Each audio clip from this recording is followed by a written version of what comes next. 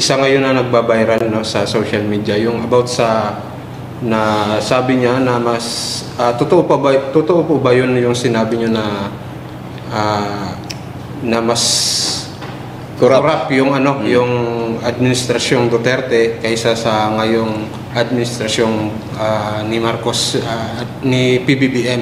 May katotohanan po ba yun or gawa-gawa lamang ng... Makala ko, nag-introduction pa lang si partner eh. Kumbaga sa gera eh, puto ka na agad eh. Brother Vincent, nung lumabas yung issue na yan, ako, ang kapamilya ko, mga kaibigan ko, mga kasama sa RSAP at iba pa, ay masyadong naalarma. No?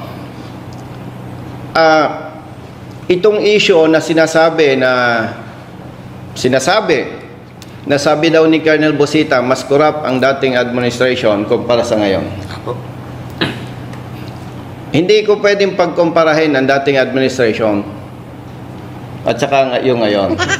Dahil ako bilang pulis, mabigat yon pagka nag-akusa ka. Parang mas gusto pa nila nakawin yung pera eh.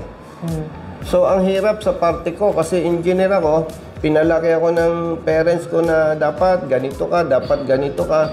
Pero yung nasa paligid mo parang mga magnanakaw. Ang hirap.